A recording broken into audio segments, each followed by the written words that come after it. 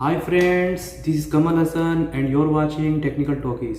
Friends, आज के इस वीडियो में मैं आप लोगों को बताने वाला हूँ कि जो भी बंदा अगर एसी टेक्नीशियन में या एचबीसी टेक्नीशियन में इंटरव्यू मारने के लिए जा रहा है, गल्फ कंट्री के लिए या कहीं के लिए भी, तो बहुत सारा मन में क्वेश्चन होता है कि पता नहीं क्लाइंट जो है, जो इंटरव्यूअर है, वो पता नहीं क्या क्वेश्चन करेगा मुझसे, और पता नहीं क्या क्या बहुत तरह का मन में सवाल आता है कि मैं इंटरव्यू पास कर पाऊँगा ना पाऊँगा, किस टाइप का क्वेश्चन आता है, बहुत तरह का टेंशन होता है, स्ट्रेस होता है माइंड में।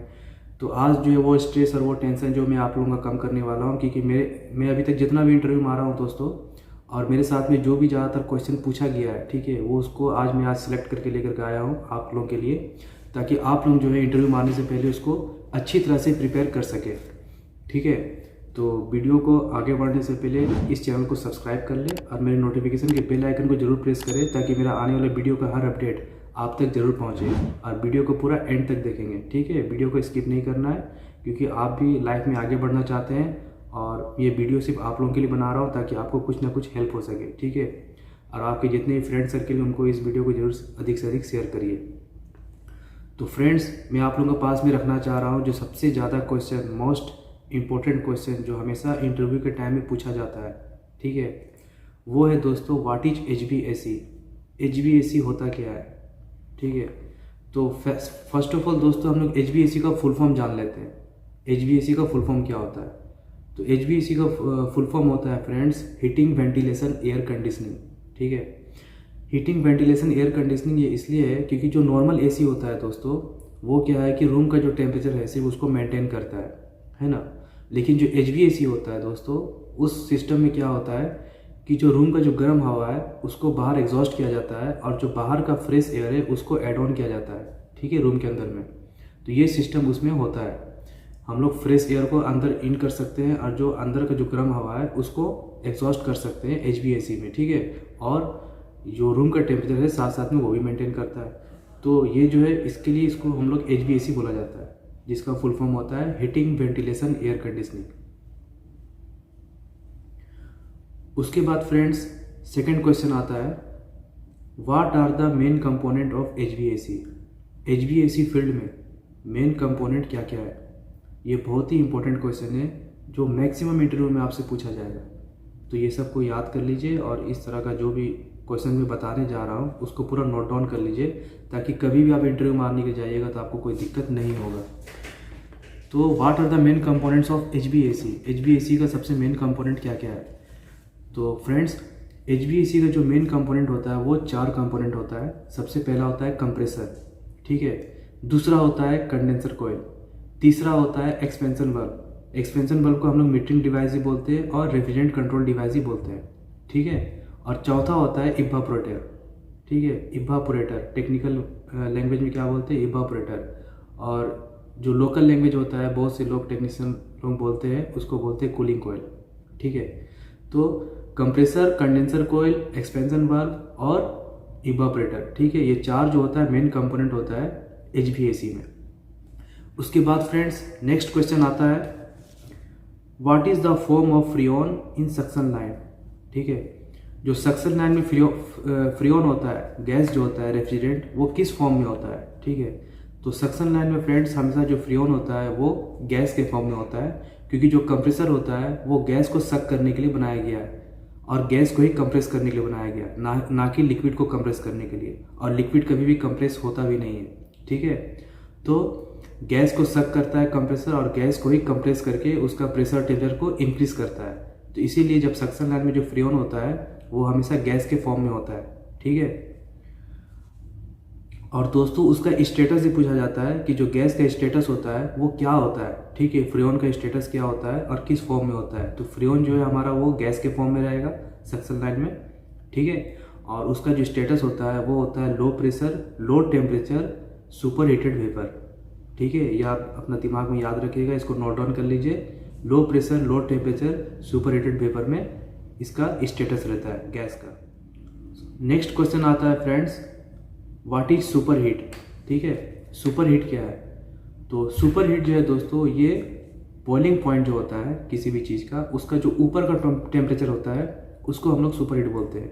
जैसे वाटर का बॉइलिंग पॉइंट क्या है? 100 डिग्री सेंटीग्रेड। ठीक है, 100 डिग्री सेंटीग्रेड के बाद में जो है 100 डिग्री सेंटीग्रेड जब पहुंचता है वाटर को, जब हम लोग हीट करते हैं तो 100 डिग्री सेंटीग्रेड में क्या होता है, वाटर जो है बॉयल होने लगता है ना।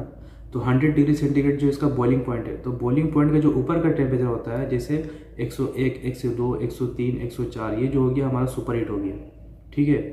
तो अभी व्हाट इज सुपर हीट, तो सुपर हीट हमारा यही है। और जो इसका नीचे का टेम्परेचर होता है, जो हमारा बॉइलिंग पॉइंट है, बॉइलिंग पॉइंट का जो नीचे का टेम्परेचर होता है, जैसे 95, 96, 98, जो 100 से नीचे हो गया, ठीक है, वो हो जाएगा हमारा सबकूल्ड, ठीक है। सो फ्रेंड्स, आपको सुपर हीट समझ में आ गया, सबकूल्ड समझ में आ गया, ठीक है। बॉइलिंग पॉइंट का ऊपर का टेम्परेचर हमेशा सुपर हीट कहलाता है, बॉइलिंग पॉइंट का नीचे का टेम्परेचर वो हमेशा सबकूल्ड कहलाता है, ठीक है। अब आता है क्वेश्चन कि how to calculate super heat, super heat को कैलकुलेट कैसे किया जाता है। तो इसके लिए आपको क्या करना है फ्रेंड्स, आपको मैंने पहले भी वीडियो में बताया था, आप मेरे जो रेफ्रिजरेशन साइकिल है उसको आप जाकर के चेकआउट कर सकते हैं। उस वीडियो में मैंने बताया है कि रेफ्रिजरेशन में 2 पार्ट होता है, एक होता है हाई साइड और दूसरा होता है लो साइड। तो जो हमारा लो साइड होता है, सुपर हीट कैलकुलेट करने के लिए हम लोग लो साइड की तरफ की जो है हम लोग टेम्परेचर को चेक करते हैं, ठीक है। तो हमारा एक्सपेंशन वाल्व का जो आउटलेट है, ठीक है, इनलेट नहीं, जो आउटलेट है वो हमेशा लो साइड में आता है। तो एक्सपेंशन वाल्व का जो आउटलेट वाला जो लाइन है, उसमें हम लोग क्या करेंगे, टेम्परेचर उसका चेक करेंगे, ठीक है, कितना टेम्परेचर आ रहा है, उसको फिर नोट डाउन कर लेंगे। उसके बाद हम लोग सक्शन लाइन में क्या करेंगे, उसका प्रेशर चेक करेंगे फ्रेंड्स, उसका प्रेशर कितना है। सपोज डेट मान लीजिए अगर 55 या 60, 65 जो भी शो कर रहा है उसको नोट डाउन कर लेंगे। उसके बाद फ्रेंड्स एक प्रेशर टेम्परेचर चार्ट आता है, ठीक है, उसमें हर प्रेशर का कितना टेम्परेचर होगा वो सारा कुछ मेंशन किया रहता है। तो उस प्रेशर के अकॉर्डिंग आपको उसका टेम्परेचर जो है वहाँ से नोट डाउन कर लेना है, ठीक है। वो आपको वहाँ से फाइंड आउट कर लेना है, निकाल लेना है कि मेरा 65 जो प्रेशर है सक्शन लाइन का, उसका टेम्परेचर कितना होगा। अब जो मैंने पहले जो टेम्परेचर बताया था, जो एक्सपेंशन वाल्व के आउटलेट का जो टेम्परेचर था, उस टेम्परेचर को इस टेम्परेचर के साथ में माइनस कर देंगे। तो जितना भी आएगा 10 या 15 डिग्री जो भी आएगा फ़ारेनहाइट, वो हमारा सुपर हीट होगा, ठीक है। तो इस तरह से आपको जो है सुपर हीट कैलकुलेट करना है, ठीक है। एक्सपेंशन वाल्व का जो आउटलेट का है टेम्परेचर, उसको चेक करेंगे। उसके बाद सक्शन लाइन का प्रेशर चेक करेंगे। उसके बाद प्रेशर टेम्परेचर चार्ट में उसको जाकर चेकआउट करेंगे कि उसका टेम्परेचर कितना है, और उस टेम्परेचर को इस टेम्परेचर के साथ में माइनस कर देंगे। तो जो भी वैल्यू निकलेगा वो हमारा सुपर हीट हो जाएगा। इसी तरह से क्वेश्चन पूछा जाता है कि हाउ टू कैलकुलेट सबकूल, कि सबकूल्ड को कैसे आप कैलकुलेट करेंगे। तो उस मैटर में क्या करना है आपको, कि आपका जो डिस्चार्ज लाइन का प्रेशर है, ठीक है, उसको नोट डाउन कर लेना है, और प्रेशर टेम्परेचर चार्ट में उसका टेम्परेचर चेक कर लेना है, ठीक है।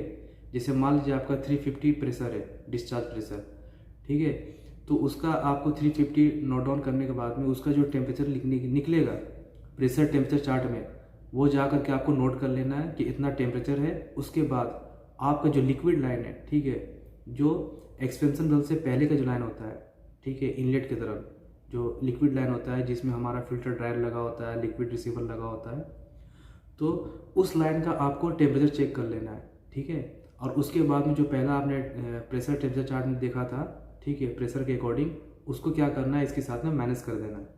तो जितना फिर वैल्यू निकल करके आएगा वो हमारा सबकूलिंग हो जाएगा, ठीक है। डाउट क्लियर है, कॉन्सेप्ट क्लियर है आपका, ठीक है। जिस तरह से आपको सुपर हीट निकालना है उसी तरह से आपको सबकूलिंग निकालना है। सिर्फ सबकूल के लिए आपको क्या करना पड़ेगा, जो हाई साइड है, हाई साइड का सिस्टम है, उसके थ्रू आपको निकालना पड़ेगा। डिस्चार्ज लाइन का आपको प्रेशर लेना है, उसके बाद प्रेशर टेम्परेचर चार्ट में देखना है कि उसका टेम्परेचर कितना आ रहा है, और फिर लिक्विड लाइन का टेम्परेचर आपको मेजर करना है, और फिर दोनों को माइनस कर देना है। तो आपको क्या है कि सबकूलिंग निकल जाएगा। उसके बाद दोस्तों नेक्स्ट क्वेश्चन आता है पार्ट्स ऑफ रेसिप्रोकेटिंग कंप्रेसर, ठीक है। What are the main parts of reciprocating compressor.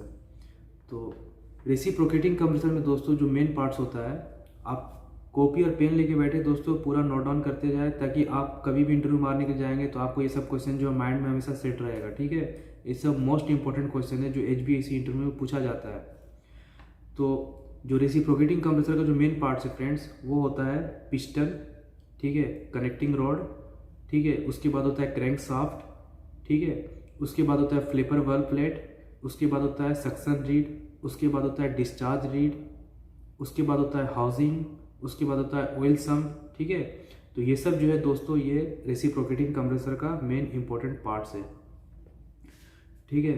उसके बाद फ्रेंड्स आता है क्वेश्चन कि पिस्टन और जो उसका बोर होता है जिसमें जो पिस्टन मूव करता है, ठीक है, उसका जो है वो कितना इंच का गैपिंग रहता है, ठीक है, वो पूछा जाता है कि वो गैप जो होता है बॉडी के साथ में वो कितना का गैपिंग होता है।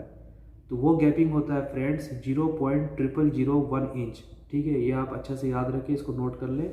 जो उसका गैपिंग होता है 0.0001 इंच। ये क्वेश्चन भी बहुत ही पूछा जाता है हमेशा। जो पिस्टन, जिसमें पिस्टन मूव करता है बोर के अंदर में, जो मूव करता है ना, क्रैंक शाफ्ट में लगा होता है, तो पिस्टन और जो अंदर का जो होता है बॉडी बोर, उसके साथ में कितना डिस्टेंस मेंटेन करता है वो, तो उसी का जो है वो डिस्टेंस है 0.0001 इंच। उसके बाद फ्रेंड्स नेक्स्ट आता है कंप्रेसर में हीटर को क्यों यूज़ किया जाता है। ठीक है, सो इसमें क्या है दोस्तों कि कंप्रेसर में हीटर को इसलिए यूज़ किया जाता है ताकि जो कंप्रेसर का जो ऑयल है वो ठंडा नहीं हो। ठीक है, जिसको हम लोग बोलते हैं crank case heater, CCH, short में बोला जाता है CCH। इसका फुल फॉर्म है क्रैंक केस हीटर। तो क्रैंक केस हीटर इसलिए लगाया जाता है ताकि कंप्रेसर का जो ऑयल है वो ठंडा नहीं हो जाए। ठीक है, और कंप्रेसर को स्टार्ट होने में दिक्कत नहीं हो। तो जब कंप्रेसर चालू रहता है तो क्रैंक केस हीटर बंद रहता है। ठीक है, और जब कंप्रेसर बंद रहेगा तो उस टाइम में क्रैंक केस हीटर चालू रहेगा, ताकि जो उसका ऑयल है वो एक सर्टेन टेम्परेचर जो वो मेंटेन कर सके, जो कंप्रेसर को स्टार्ट होने का टाइम में चाहिए। इसी के लिए हम लोग CCH लगाते हैं। उसके बाद फ्रेंड्स नेक्स्ट क्वेश्चन आता है वर्क ऑफ कंडेंसर कोयल, है ना। What is the work of condenser coil. Condenser coil का काम क्या है। तो दोस्तों कंडेंसर कोयल का काम सिंपल जो है लैंग्वेज में बोला जाए तो उसका काम है वेपर को लिक्विड में कन्वर्ट करना। ठीक है, वेपर को लिक्विड में कन्वर्ट करता है कंडेंसर कोयल, हीट बाहर निकालता है, लेकिन उसमें 3 प्रक्रिया होती है। ठीक है, गैस का।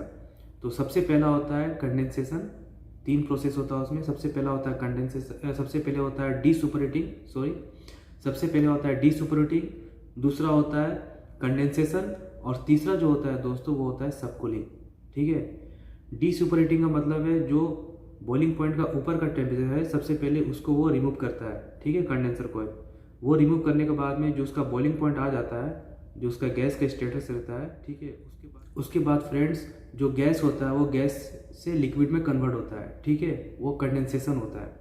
कंडेंसेशन होने के बाद में जब गैस से लिक्विड में कन्वर्ट हो जाता है तो उसका बॉइलिंग पॉइंट से फिर जो नीचे का टेम्परेचर होता है उसमें वो कन्वर्ट होता है, इसलिए हम लोग उसको बोलते हैं सबकूलिंग। तो उसमें 3 प्रोसेस होता है कंडेंसर कोयल में। सबसे पहले होता है डीसुपरेटिंग, उसके बाद होता है कंडेंसेशन, और तीसरा होता है सबकूलिंग। ठीक है, तो ये काम होता है कंडेंसर में। उसके बाद फ्रेंड्स नेक्स्ट क्वेश्चन आता है how many parts of refrigeration cycle. ठीक है, रेफ्रिजरेशन साइकिल में कितने पार्ट्स होते हैं। तो फ्रेंड्स रेफ्रिजरेशन साइकिल में जो मैं पार्ट्स बताने जा रहा हूँ उसको आप नोट डाउन कर लें। ठीक है, जो सबसे पहला पार्ट्स होता है दोस्तों वो है कंप्रेसर। ठीक है, कंप्रेसर होता है। कंप्रेसर के बाद होता है दोस्तों डिस्चार्ज लाइन। ठीक है, और डिस्चार्ज लाइन में क्या लगा होता है दोस्तों HP स्विच। HP स्विच हमेशा हाई प्रेशर के बाद में, अगर जितना एक सर्टेन टेम्परेचर है प्रेशर है उसके बाद अगर उसका प्रेशर बढ़ेगा तो वो उसको क्या करेगा, कट ऑफ कर देगा। डिस्चार्ज लाइन में HP स्विच लगा होता है। HP स्विच के बाद में दोस्तों या तो आपको ऑयल सेपरेटर लगा होगा या फिर वहाँ पर मफलर लगे होगा। मफलर जो होता है साउंड को डिस्ट्रीब्यूट करता है, और जो ऑयल सेपरेटर होता है वो जो भी कंप्रेसर के थ्रू, जो डिस्चार्ज लाइन के थ्रू जो कंप्रेसर का ऑयल है अगर वो डिस्चार्ज लाइन में चला गया है तो वो ऑयल सेपरेटर में जा करके वो जमा हो जाता है। ठीक है, वो सिस्टम में जाने से रोकता है। तो ऑयल सेपरेटर का काम यही है कि ऑयल को सेपरेट कर देना, सिस्टम में जाने से उसको रोकता है। ठीक है, और उसके बाद होता है दोस्तों कंडेंसर कोयल। ठीक है, कंडेंसर कोयल के बाद होता है दोस्तों, उसके बाद होता है लिक्विड लाइन। ठीक है, जो हमेशा पतला होता है सक्शन लाइन और डिस्चार्ज लाइन का कंपेयर में। उसके बाद होता है फ्रेंड्स लिक्विड लाइन। तो लिक्विड लाइन में क्या होता है दोस्तों, वहाँ पे फिल्टर ड्रायर लगा होता है, और उसमें क्या है कि लिक्विड रिसीवर भी लगा होगा और सोलेनॉइड वाल्व भी लगा होता है। ठीक है, उसके बाद आता है दोस्तों एक्सपेंशन वाल्व, जिसको हम लोग मीटरिंग डिवाइस ही बोलते हैं और रेफ्रिजरेंट कंट्रोल डिवाइस ही बोलते हैं। तो एक्सपेंशन वाल्व के बाद में आता है फिर इवापोरेटर। ठीक है, इवापोरेटर आता है जिसको हम लोग कूलिंग कॉइल बोलते हैं। अच्छा, एक्सपेंशन वाल्व की जगह में दोस्तों कभी कभी जो है कैपिलरी ट्यूब भी लगा होता है, जो छोटा AC होता है, छोटा यूनिट होता है, जैसे स्प्लिट AC हो गया या विंडो AC हो गया। तो उस केस में क्या है कि उसमें जो है कैपिलरी ट्यूब लगा होता है। तो एक्सपेंशन वाल्व की जगह में कैपिलरी ट्यूब छोटे यूनिट में लगाया जाता है, और बड़े यूनिट में जो है एक्सपेंशन वाल्व का यूज़ किया जाता है। सो दोस्तों, उम्मीद है कि आपको ये वीडियो पसंद आया होगा। जितने मैं क्वेश्चन बताया हूँ आप लोगों के साथ में शेयर किया हूँ, ये क्वेश्चन मोस्ट इंपॉर्टेंट क्वेश्चन है जो इंटरव्यू के टाइम में पूछा जाता है। ठीक है, तो कॉन्फिडेंस के साथ में जाइए और इंटरव्यू को फेस करिए ताकि आपका अच्छा से अच्छा सैलरी लग सके। सो दोस्तों, अगर जो नए टेक्निकल बंदे आ रहे हैं जो इंटरव्यू देना चाह रहे हैं तो उसको आप अधिक से अधिक ये वीडियो शेयर करिए, ठीक है, ताकि उनको भी कुछ हेल्प हो सके। सो दोस्तों, thanks for watching and thanks for loving this support. खुश रहें, खुशियाँ बांटते रहें। जय हिंद, जय भारत।